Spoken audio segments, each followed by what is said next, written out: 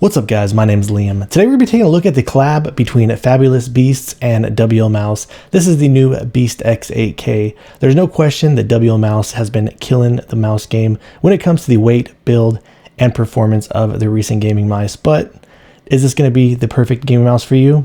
Let's check it out.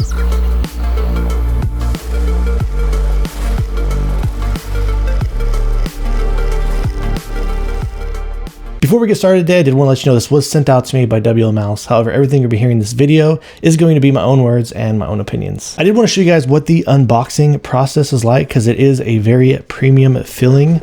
As you come over here, you do have this case that the mouse comes included with. And then down here in the bottom, it does include a bunch of goodies.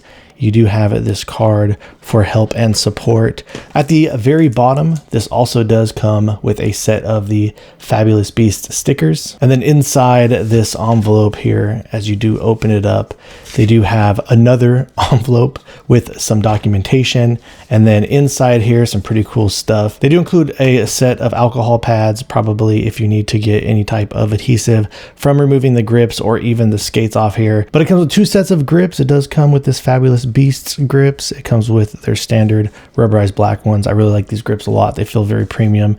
And then also does come with a set of skates. These are just the black PTFE skates. I noticed there's some bend there, so these are not glass. And then upon opening up this hard style carrying case, keep everything nice and protected. Over here to the left side, it does look like this is a magnet that they include in here. It also does come with a USB-C cable. They do also include a receiver. This probably only does up to 1K, I imagine, because this right here is the bigger receiver, and I do know that this does up to 2K, 4K, or even the maximum of an 8K polling rate on this mouse.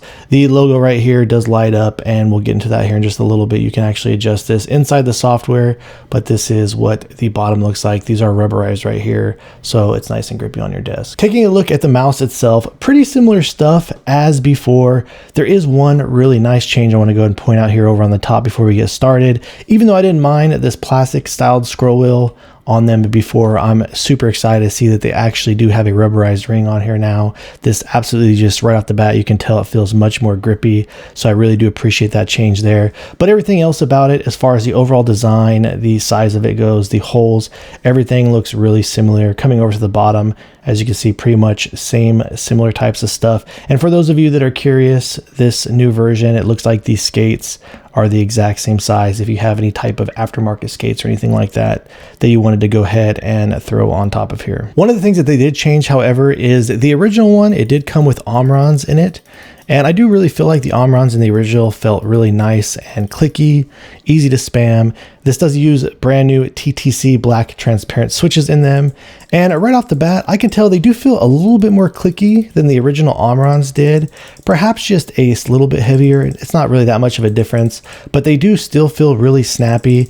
I was playing around with spamming them and stuff like that, and it has a really solid click implementation still all the way from front to back. But the switch feels really good as far as the pre and post travel goes. Another thing to mention is I'm not getting any type of major side-to-side play on mouse 1 or 2, so everything about the build of this feels really buttoned down. The scroll does kind of feel similar to the first version of it, but with this rubberized scroll on here, I'm not sure how they worked the scroll wheel or not. It kind of had a little bit more of an audible sound before, and now it's a lot more silent, but you kind of still have those lightly defined steps there. And the center click is actually really lightweight, nice and easy to spam on here.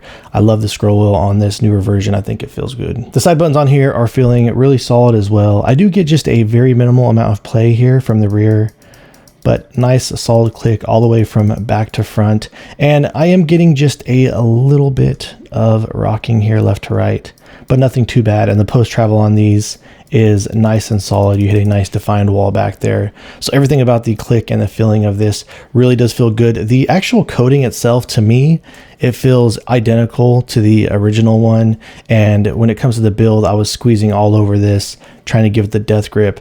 Really solid, no type of creaking or anything like that. So let's go ahead and drop a click sound test, and I'll actually go ahead and I'll throw the original Beast X in here. I'll even throw in the Beast X Mini because this one is also using the Huano Blue Shell pink dots, the transparent version in them. That way you can kind of hear an audible sound of what they all are like compared to one another.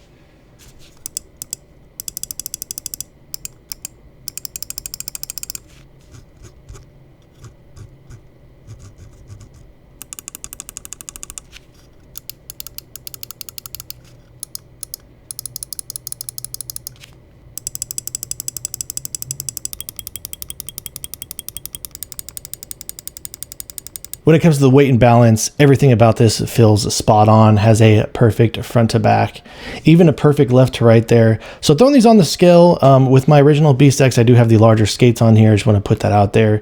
And the side grips, I haven't done those yet on this newer version. So coming in around 42.2 grams with that setup. With this one straight out of the box, no side grips with the dot skates that are included.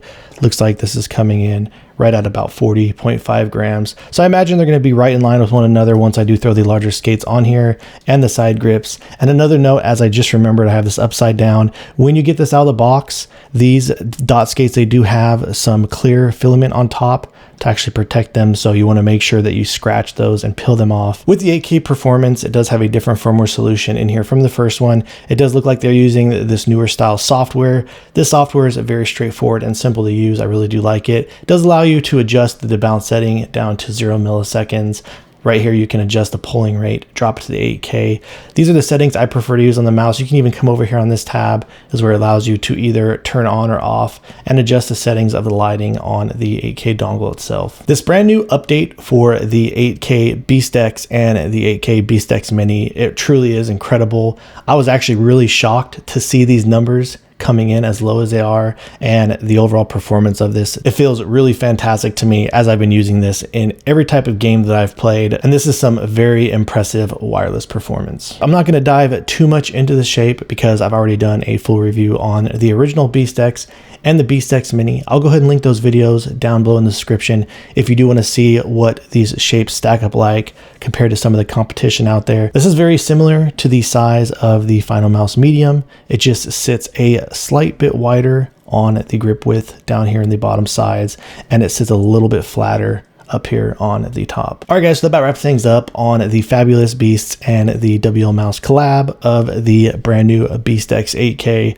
I don't really know what there is to be said about this other than the fact that this thing really is great. Currently, the BeastX Mini is probably my most used mouse. Ever since they've released the 8K performance update, the weight of this, the feeling of it in hands, and the shape all around, I feel like this mouse is without question a win. All right, guys, so if you have any questions or feel like I left anything out, please let me know down in the comments below. If you've enjoyed watching this video and are interested in seeing more videos like this in the future, please drop this video a like and subscribe to my channel. And thank you guys so much for watching. I look forward to seeing you in the next one.